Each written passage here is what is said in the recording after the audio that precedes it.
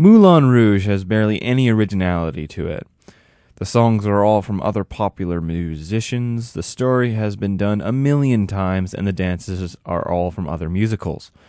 And despite all that, it is still a decent musical film.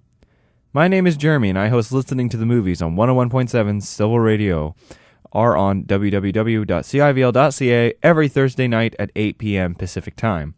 I play classic hits from great film soundtracks, and last week, I played Moulin Rouge. For most of you, the first thing you may think of is that Lady Marmalade song that they played to death on the radio and music television channels back in 2001.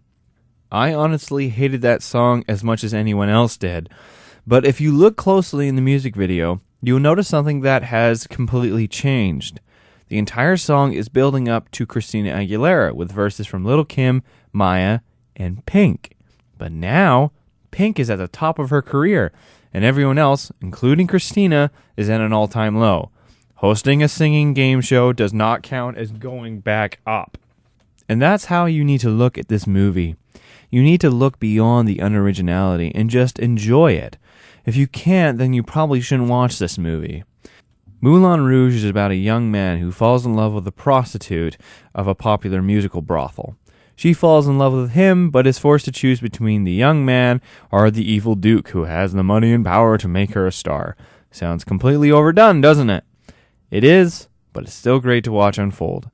Ewan McGregor with black hair is interesting, but the man is doing a movie about what I feel is his favorite word. Love. I wish someone would put together a video contemplation of all the times he has said love in his movies.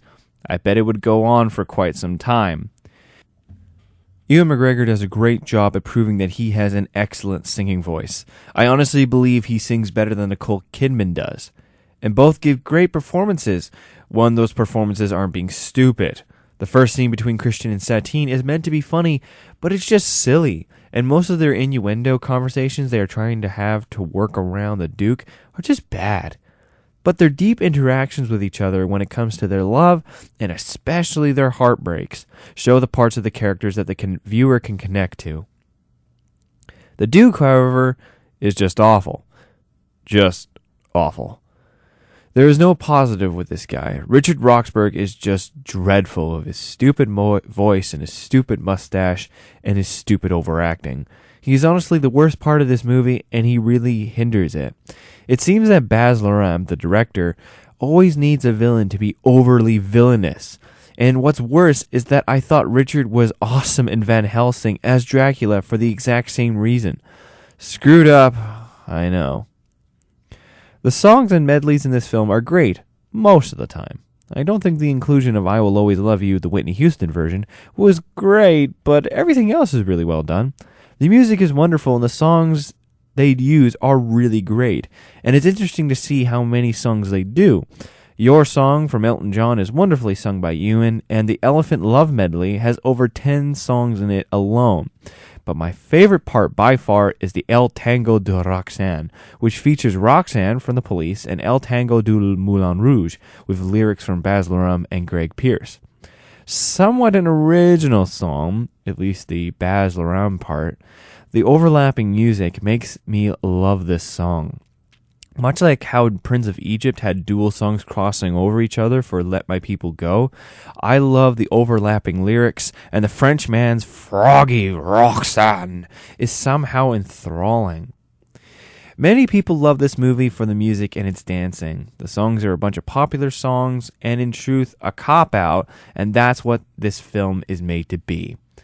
And it's probably what made it so successful. It relies on the popularity of other films, and while some may find this lazy, Moulin Rouge has enough energy and tenacity to make itself over the top and enjoyable, most of the time.